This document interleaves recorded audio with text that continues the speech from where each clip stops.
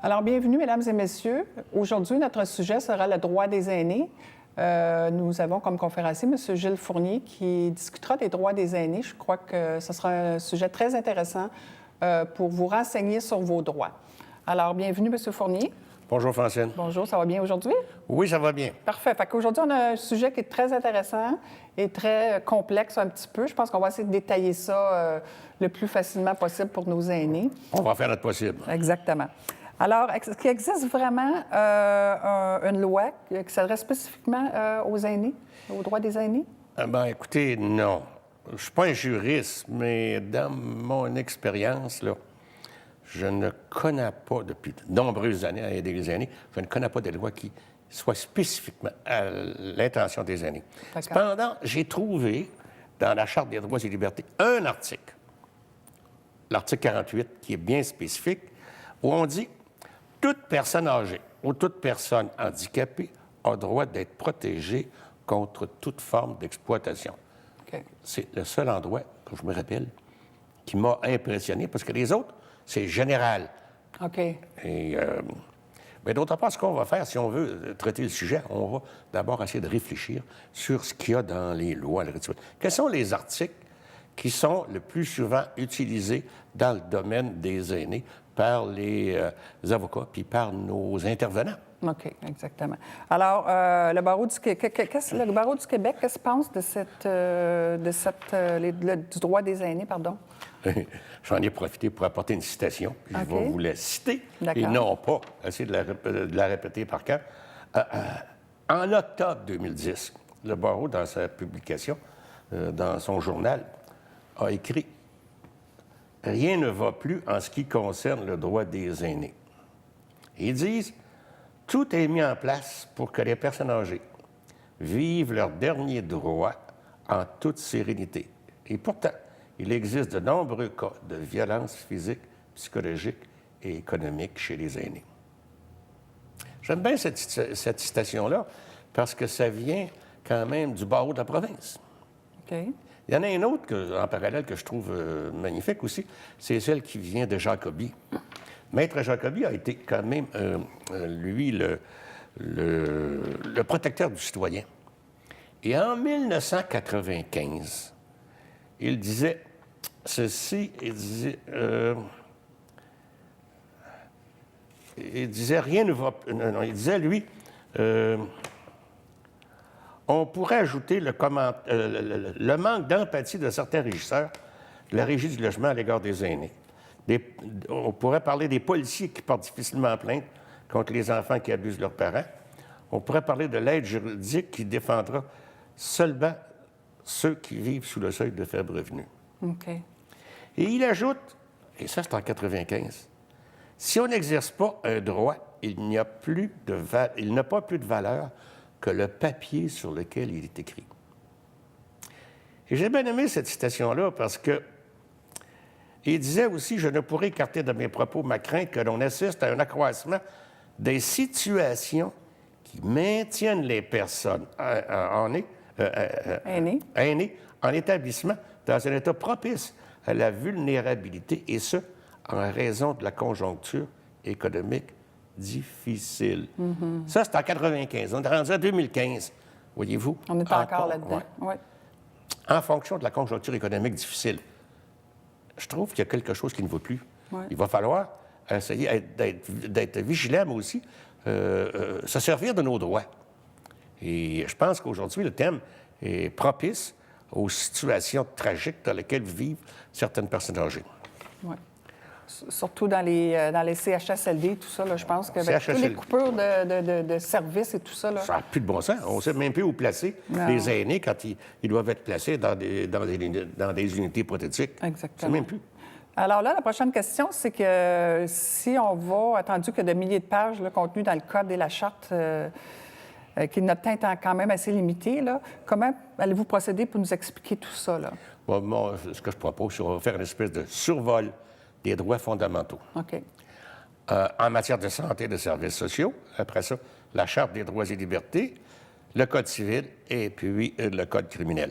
Je parle de survol parce que c'est des milliers d'articles et des milliers de pages. On ne peut pas tout traiter. Alors, on va commencer par les services sociaux. Oui, la loi sur la santé et les services sociaux. Remarquons bien que si on avait Maître Ménard ici, il pourrait vous entretenir jusqu'à demain matin sur le sujet. On l'aura d'ailleurs, M. Ménard, dans quelques semaines. Il va être à notre émission. Oui, il est fantastique. Oui. Je me limiterai pour aujourd'hui sur les articles 5, 6, 8 et 14. Le 5, c'est le droit de recevoir des services adéquats. Le 6, c'est le choix du professionnel et de l'établissement. Le 8, c'est le droit à l'information sur l'état de santé. Puis le 14, le droit des services d'hébergement. On va prendre le 5. OK. Hein? Recevoir des services adéquats. Prenons l'exemple de quelqu'un qui a le cancer et qu'on lui dit, ben, on ne pouvait pas être traité avant 12 semaines. Alors que j'ai déjà entendu à la radio, à la télévision, qu'il ne fallait pas que ça traîne plus que 8 semaines. La personne qui ne le sait pas, puis qui accepte une chose pareille, elle met sa vie en danger. Ben oui. On aurait beau me dire, nonobstant l'article 13, non, c'est un article qui dit que c'est une porte de sortie pour le ministère quand ils sont mal pris. Dans le sens qu'ils disent, ben, parce qu'on ne peut pas le donner, il y a ci, il y a ça. Mais l'article 5, je connais une personne, moi, qui, on lui avait dit, justement, ça va prendre X semaines, elle s'est choquée, et puis elle a contesté en vertu de l'article 5. Bon? OK. Et ce qu'on a fait, on a réglé son problème. Ils l'ont envoyée à Trois-Rivières. Elle était logée dans un motel, dans un hôtel. Et on venait la chercher tous les jours pour ses traitements d'oncologie. On la ramenait après qu'elle a eu ses traitements d'oncologie. Ça ne lui va pas coûter un seul sou, puis les délais ont été respectés. Mais quand ça arrive des situations comme ça, les gens ils doivent s'informer où? Ils font quoi pour les démarches? Il faut être capable de contester. OK. Et quand on sait qu'il y a des articles qui disent « j'ai des droits », ils vont voir un avocat. Qu'est-ce qu'ils font? Ah, qui appelle Dondira. OK. Ouais, ça va régler le problème. C'est vrai? OK, c'est bon. L'autre, l'article 6, c'est le choix du professionnel et de l'établissement. OK. Le choix du professionnel, ce que je trouve pas correct à l'heure actuelle, c'est les délais incompréhensibles qu'une personne peut subir lorsqu'elle a besoin de spécialistes. On a le temps de crever. Hein? Et l'autre, c'est le droit à un établissement. J'ai un cas, moi, Sainte-Dorothée, d'une dame qui, lorsque son mari est sorti de l'hôpital Sacré-Cœur, elle ne pouvait plus aller voir son mari parce qu'ils avaient pris son mari de l'hôpital Sacré-Cœur, ils l'avaient envoyé au château quelque chose dans Pierrefonds, et elle, aller voir son mari, ça coûtait 50 $ pour aller, 50 $ pour revenir. Pas acceptable. Et puis elle était surtout dans un milieu anglophone, alors que lui, il parlait à peine anglais. OK. Alors ça, c'est un bel exemple. On dit, j'ai le choix de. OK. Et pour l'aider à régler son problème, on s'est servi de l'article 6. OK. On a le choix de l'établissement, et là, ça n'a pas été tellement long, le C3S de Laval a pris le cas en main, et monsieur a quitté le château, quelque chose de Pierrefonds, il a été ramené ici dans Laval. Ça, c'est intéressant, parce que pas tout le monde sait ça, là, ces droits-là. Là. Ils vont vous dire, j'ai pas de place. Oui, c'est ça. L'article 8, c'est le droit à l'information. Ouais. C'est, en théorie, c'est le droit à l'information sur votre état de santé. Mais si c'est l'état de santé de votre mère dont vous vous occupez et que vous n'avez pas une procuration, vous n'avez pas un mandat clair et net pour avoir les informations, vous pouvez avoir certaines difficultés. Et c'est arrivé dans ma famille. Alors, à ce moment-là, pour avoir droit à l'information, il faut avoir un mandat. Bien là, c'est dépendamment si la personne est apte ou non. Ouais. OK. Mais la procuration, à ce moment-là, la dame qui est malade pourrait donner une procuration à sa fille? Oui. Puis lui dire Oui. spécifique. Mais même là, oui. Il y a certains endroits où les sont tellement gentils qu'ils vont... Vous n'aurez pas besoin de ça. Mais il y a d'autres endroits où ça ne fonctionne pas. Ça m'est arrivé. Moi, j'ai été obligé, à un moment donné, dans un cas de famille, de me servir de l'article 8. Okay. Puis dire en vertu de... Ah ben là, quand ils ont vu que je parlais un petit peu légal, c'est drôle, ça s'est réglé. Mais OK. Fait que tous les professionnels de la santé devraient être au courant de ces lois-là. Ils le savent. Hein? Ils le savent, OK. Ils le savent. Ils pensent que les gens le savent. Il y a l'article 14 que j'aime bien aussi, le droit à des services d'hébergement. On vient de parler, on a dit tantôt que l'article 6 vous parle de droit de choisir un établissement. Dans le cas de la dame de Sainte-Dorothée, là, elle ne l'a pas choisi, ils ont imposé ça. Okay. Elle a crié, elle a dit non, ça n'a pas de sens, je ne conduis pas, je ne peux pas payer 50 pour aller 100 pièces par jour à chaque fois que je vais voir mon mari, ça ne tient pas debout. Non. Mais dans l'article 14, c'est le droit à des services. Okay. Alors, si vous êtes placé dans un endroit où si votre mère peut être placée dans un endroit où elle devrait avoir des soins prothétiques, et que ça devrait être donné, à mon point de vue, dans un endroit comme le CHSLD, et que là, on vous dit, je vais placer votre mère dans une résidence intermédiaire. Un instant, là. Ça, les résidences intermédiaires, à ce que je sache, ne sont pas faites et programmées pour rendre des services, des soins prothétiques. OK. Prothétique, pour ceux qui ne savent pas, on va l'expliquer, c'est un endroit qui est fermé, qui ne peuvent pas aller à l'extérieur. Il y a des codes et tout ça dans les portes pour les gens qui commencent à avoir vraiment des gros problèmes cognitifs. Ben, alors, ça, c'est important, oui, vous avez raison. Dans ce contexte ici, on parle de loi, il y a les articles 16 et 29, eux autres qui disent, vous avez le droit de vous plaindre, puis d'exercer des recours. Et si ça vous arrive, là, vous pouvez appeler le Centre d'aide et d'accompagnement aux plaintes. Vous pouvez passer par le commissaire aux plaintes, parce qu'il y a des commissaires aux plaintes dans chaque agence. Puis, il y a la commission des droits de la personne. Est-ce que c'est le Centre d'accompagnement aux plaintes qui est plus fort ou le commissaire aux plaintes? Centre d'accompagnement aux plaintes, c'est le commissaire aux plaintes. Le commissaire aux plaintes, ça, c'est pour l'agence. Hein? OK. Lui, puis, c'est des établissements de santé, là, comme les CHSLD, pas des organismes. Puis vous avez souvent, dans certains milieux, aussi un commissaire aux plaintes locales, dans certains hôpitaux. Mais la Commission des droits de la personne, ce que j'aime, c'est dans les cas d'abus financiers graves, ils sont drôlement efficaces dès le moment où ils trouvent que le cas que vous soumettez est tellement bien structuré et tellement bien fait, et puis qu'il est admis par la Commission. L'avantage qu'il y a, c'est qu'ils fournissent des services juridiques. Vous n'avez pas un sou à dépenser, et ça peut vous dépanner parce que c'est un tribunal. Là, vous parlez de la Commission des droits de la personne. Ah oui, OK, parfait. Il ne faut pas oublier parce qu'elle a quand même des pouvoirs. Ah oui, c'est sûr, ça l'aide beaucoup. Mais alors, finalement, pour résumer ça, les gens qui ont des problèmes avec les CHSLD, les hôpitaux, tout ça, vont directement au commissaire aux plaintes. Oui. Puis le centre d'accompagnement aux plaintes, ça, c'est plus pour des organismes, je pense. Le centre d'accompagnement aux plaintes, ça concerne une personne qui veut déposer une plainte contre un problème dans le domaine de la santé et qui ne sait pas comment le rédiger. Le centre d'accompagnement aux plaintes va les aider à tout restructurer ça, à déposer la plainte, puis à le placer dans le bon contexte puis de la bonne façon. Ils n'ont pas écrit ça tout croche. OK, parfait. Fait que les autres sont vraiment spécialisés dans ça pour... C'est gratuit, puis... OK. Fait que les gens qui ont vraiment des problèmes à ces niveaux-là peuvent s'adresser à un ou l'autre de la situation. Alors, écoutez, on va passer à une petite pause et puis on sera de retour. On continuera dans la Charte des droits et libertés.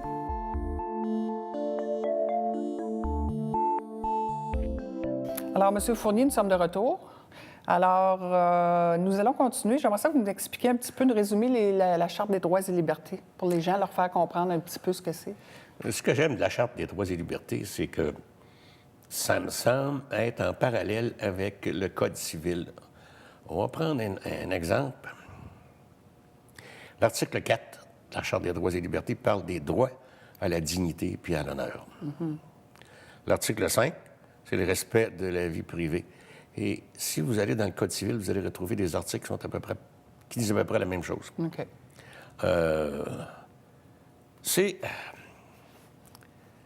voyez, d'autre part, ces deux articles-là, pour nous, dans DIRA, ça nous pose des problèmes. Ça a l'air insignifiant, hein? Le droit à l'honneur et à la dignité. Ce qui fait que si une dame qui devrait accuser son fils de la voler ou de la menacer ne veut pas le faire, en vertu de cet article-là, nous avons les 2 mains attachées dans le dos. On n'est pas capable de bouger, on ne peut pas la forcer. c'est la Charte des droits et libertés. Alors, voyez-vous, ça pose un problème. Oui, on voit ça souvent. J'appelle ça la Charte du gros bon sens, mais des fois, je trouve que le gros bon sens est étouffé un petit peu par la loi. Oui, c'est ça, exactement. L'article 6, le droit à la jouissance des lieux. Vous, ça, c'est dans la Charte des droits et libertés, puis on trouve la même chose dans le Code civil, aux articles 1851 et 1858. L'article 7, la demeure est inviolable, c'est dans la Charte des droits et libertés. On trouve ça aussi dans le Code civil. Ça, la demeure est inviolable, ça veut dire... Tu n'as pas le droit. Tu ne peux pas, comme propriétaire, décider que tu rentres dans le logement de madame ou de monsieur quand ça fait ton affaire. Il faut t'appeler puis tu demandes la permission. L'article 8, nul ne peut pénétrer chez autrui. Voyez-vous, là, sans son consentement. C'est dans la Charte des droits et libertés. Alors là, on va procéder maintenant, puisqu'on a dit ça, puis le parallèle qu'il existe entre les deux lois, on va procéder tout de suite avec, le Code civil. Le Code civil, c'est ça. C'est ce qui est le plus utilisé là, dans la défense des droits des aînés. Oui, définitivement. Définitivement. Ça touche surtout des problèmes quotidiens. Prenons l'article 6. On parle de bonne foi. C'est l'obstacle, en fait, que les personnes de mauvaise foi vont avoir,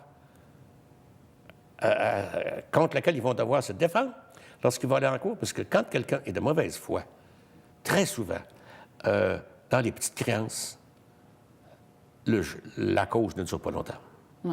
J'ai assisté à quelques causes de petites créances où les juges n'ont pas toléré la mauvaise foi. Donnez-nous un exemple de ça. Qu'est-ce que vous voulez dire par là? Prenons un exemple. Un couple âgé avait installé un abri auto pour l'hiver. Et il tombait un peu de neige, des fois, sur le terrain du voisin, parce que c'était une maison semi-détachée. Donc, il tombait un petit peu de neige. Le monsieur âgé sortait à 5 heures du matin pour enlever la neige, mais l'autre, le voisin déplaisant, avait décidé de se débarrasser de monsieur. Et le moment où il est tombé malade, cette journée-là, il n'a pas pu aller pelleter. Il a pris des photos. Et là, il l'a poursuivi à la Cour des petites créances pour une somme de 7 000 $. Et là, on explique au juge qu'est-ce qui se passait, puis le fait que monsieur âgé faisait tout son possible. Le juge a dit non, ça va faire. C'est assez. Vous allez apprendre à vous endurer entre voisins. Et il porte un jugement, puis il bloque tout ça. Ça recommence. Un an après, pour d'autres raisons, à peu près similaires. Puis là, on découvre que le monsieur faisait exprès pour agresser le couple âgé en faisant lever et baisser sa porte de garage 7, 8 fois, 10 fois, tous les matins, juste pour les agresser. Le juge s'est fâché. Il a dit, monsieur, vous êtes de mauvaise foi. Vous allez, à l'encontre de mon jugement que j'avais porté sur cette cause-là antérieurement, vous revenez à la charge. Je vous condamne dorénavant à devoir sortir vos vidanges. Parce qu'il avait allégué que c'est parce qu'il sortait ses vidanges. Dorénavant, je vous condamne à sortir vos vidanges la veille. Puis là, il avait mis d'autres conditions. Et les gens qui étaient au procès ont ri parce que depuis quand est-ce qu'un juge condamne quelqu'un à sortir ses vidanges? Fait que ça, c'était vraiment de la mauvaise foi. Ça, oui. Mais c'est bien, ça, au moins... Il y a l'article 267, accepter les inconvénients normaux entre voisins. Ça, on en a, nous autres, au bureau, régulièrement. J'ai vu des choses stupides, comme par exemple, les feuilles à l'automne, quand le vent les transporte dans votre piscine. C'est pas de la faute du voisin. On ne peut pas exiger de couper son arbre parce que les feuilles tombent dans ma piscine. Non, c'est ça. Alors, ce sont des choses comme celle-là. Mais accepter les inconvénients, je pourrais vous en parler jusqu'à demain matin. Oui, c'est sûr, mais on en a régulièrement, des chicanes terribles. On a même eu un cas qui était assez stupide. C'est que la personne qui se plaignait avait fait refaire son gazon et avait fait enfoncer les dalles de béton dans le gazon. Il y avait une légère pente, donc l'eau du voisin coulait tranquillement entre les deux maisons, puis remplissait la cavité qu'avait causé l'enfoncement des tuiles dans le gazon. Donc, quand la dame voulait passer là, dans ses tuiles, elle avait les pieds dans l'eau. Elle poursuivait l'autre. Mais c'était de sa faute. C'est elle qui avait enfoncé les tuiles comme ça. Donc, puis ça, elle était obligée d'endurer ça. OK. Oui, entre voisins, là, on a souvent des problèmes. Il faut vraiment faire attention, c'est ça. L'article 1856, là, le locataire et le locataire ne peuvent en cours de bail changer la nature et la forme du bail. Combien de fois qu'on voit ça? Ah, mon Dieu, oui. Ça, c'est un des gros problèmes qu'on vit, hein? Oui. Il y en a un qui ça nous avait permis, à un moment donné, avec la Ville de Laval, de développer à peu près le meilleur règlement que j'ai connu contre la conversion des résidences locatives en condos. Et ça avait été... l'article 1868, retenir le coût d'une réparation sur le loyer lorsqu'il y a urgence dans les travaux. Ils n'ont pas le droit. Hein? Ben ça peut être un défaut dans l'électricité, ça peut être un égout bloqué, ça peut être une serrure défectueuse. Ça nous est arrivé, c'est que la pauvre dame ne pouvait même plus rentrer dans son logement. La serrure était toujours bloquée. Ça causait beaucoup d'inconvénients. Et le propriétaire n'a jamais voulu la réparer. Mais est-ce que les doigts ont le droit de retenir? Ils n'ont pas le droit de retenir un montant sur un loyer, si je comprends bien. S'il y a quelque chose d'urgent et le propriétaire ne le fait pas, ils ont le droit? Vous avez le droit.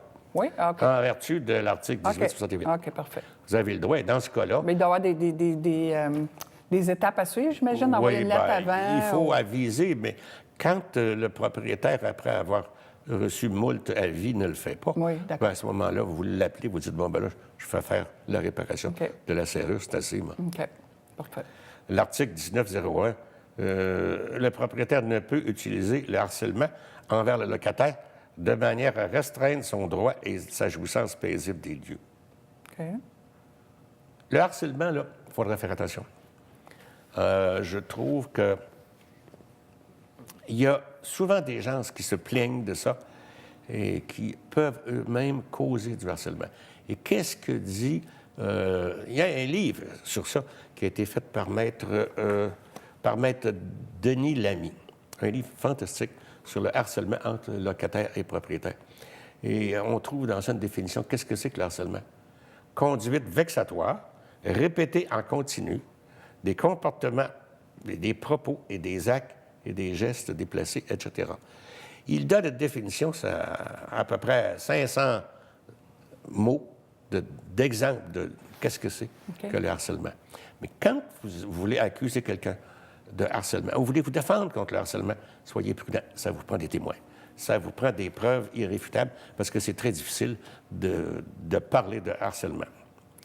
Résiliation du bail, vous savez tous que l'article 1974 puis 1974.1, ça, c'est... Vous voulez changer. Quitter votre logement parce que vous obtenez un loyer à prix modique ou vous devez aller dans un CHSLD. Il y a des règles à suivre. Et ce n'est pas 3 mois de vie, c'est 2 mois de vie maintenant. Mais oui. Ce qui a du bon sens, mais il faut bien voir qu'est-ce que ça prend comme exigence. Alors, à ce moment-là, ils peuvent nous téléphoner. Nous, on peut les diriger. Il faudrait, parce que c'est 2 pages complètes de définition. Alors, il nous reste le code criminel. Oui, c'est ça. Il nous reste le code criminel. Il reste juste quelques minutes. Là. Il reste 2 minutes. Le code criminel, on va aller au plus vite. Qu'est-ce que c'est le code criminel? Vous vous servez du code criminel dans les cas dramatiques de fraude et d'abus. Il faut bâtir une preuve étanche. Il ne faut pas dire « il m'a dit, j'ai entendu dire ». Non, c'est pas du vous dire, c'est des preuves factuelles, bien étoffées, procédées par la police. Parce qu'il y a quand même les voies de fait. Si vous pensez qu'il n'y en a pas chez les aînés, oui, on a des voies de fait. Le pire exemple qu'on a eu chez nous, autres, ça a été le cas d'un gars qui refusait, qui a décidé de battre sa mère parce qu'elle refusait de lui donner de l'argent. Mais elle était sur le BS. Pour la dompter, puis lui donner une bonne leçon, il a allumé le rond de poêle, puis il a mis la main dessus. Ça n'a pas été long. Hein? Ça, c'est l'article 266 du Code. Là. Ça, c'est des voies de fait, il y en a chez les aînés. Il y en a qui endurent trop longtemps et qui devraient dénoncer. Les fameuses menaces. Maudites menaces, là. Oui. Attention aux menaces puis qui paraissent bénignes. On a eu un cas de menace comme ça entre deux voisins pour découvrir que la police avait trouvé ça. Elle avait banalisé ça et tout d'un coup, on s'est aperçu que la dame avait décidé de tuer son voisin. Elle a dit à une de nos intervenantes chez nous, elle a dit, de toute façon, il faut que je le tue parce que j'ai été voir le curé, il m'a donné de l'eau bénite. Là. J'ai garagé ça sur la maison. Mais elle a dit, ça, c'est très dangereux, ce monde-là. Elle a dit, c'est des méchants. Puis il faut que je les tue. Finalement, avec l'aide juridique de Laval, pas l'aide juridique, l'urgence sociale. L'urgence sociale, on a fait placer la dame dans un endroit psychiatrisé. Puis, dans cette situation-là, la police avait été avertie, tout ça, mais il n'y avait pas... il avait trouvé ça banal. Oui, c'est ça, exact. Mais nous autres, on s'est aperçus que les paroles qu'elle prononçait étaient dangereuses et on a réussi à la faire interner. Elle est décédée depuis ce temps-là, heureusement. OK. L'extorsion, il y en a, hein? L'article 346, là... Oui, l'extorsion, il y en a beaucoup. Il y en a beaucoup. Donnez-nous un exemple d'extorsion, là. Il faut faire attention. Un policier me disait tout récemment, mais il dit, comment veux-tu que je dresse une contravention ou que je prenne le cas ou que j'écrive une plainte? L'abuseur, lui, il n'a pas tordu les bras de l'autre. Il a chanté une chanson, un mensonge, puis l'autre a accepté. Il dit, qu'est-ce que je peux faire? C'est dur à prouver. Mais une fille qu'on a eue qui avait décidé de battre sa mère parce que sa mère refusait de lui donner la maison, de lui donner ci, de lui donner ça. Quand vous regardez tout ça, vous dites, coudonc, c'est de l'extorsion. Et on a réussi à ce moment-là à faire expulser la demoiselle de la maison de sa mère parce que là, c'était rendu dramatique. Oui, c'est ça. Oui, c'est ça exactement. Les aînés, puis comme on disait tantôt, l'extorsion, c'est difficile à prouver. Parce que souvent, ça ne se fait pas devant témoin. Hein? Ils vont le faire en arrière, dans l'auto, avant d'aller à la banque, où tu vas me sortir de l'argent. Fait qu'à ce moment-là, moi, j'ai vécu ça. Là. Des fois, c'est très difficile. Puis j'ai eu affaire à des cas où on est allé à la banque et tout ça, puis on voyait les films, tout ce qui se passait. Mais les policiers, ce qu'ils nous ont dit au bout de ligne, c'est ce qui s'est dit dans l'auto. C'est là que le problème arrive. Mais si on voit sur le film que la dame est là, puis qu'elle est au guichet avec sa fille, puis qu'elle lui donne l'argent, c'est pas évident à prouver puis à dire que c'est de l'extorsion. Disons que je pense que c'est une des choses qui est la plus difficile à prouver. Alors, on a un cas au bureau de 300 000 hein? Oui. Oui, qui est rendu présentement en cours. Il y a poursuite qui a été établie, mais sur le coup... On doit s'arrêter là-dessus, malheureusement, M. Fournier. On a déjà dépassé notre temps. Alors, merci beaucoup de votre présence. Ça me fait plaisir. Cela fut très apprécié. Et puis, on a besoin toujours de bénévoles. Les gens qui sont disponibles et qui veulent donner un petit peu de temps chez nous, ça nous fera plaisir. Si vous avez besoin de plus d'informations, le numéro déroule au bas de l'écran. Alors, ça nous fera plaisir de vous aider. Merci encore une fois. Avec plaisir. Merci.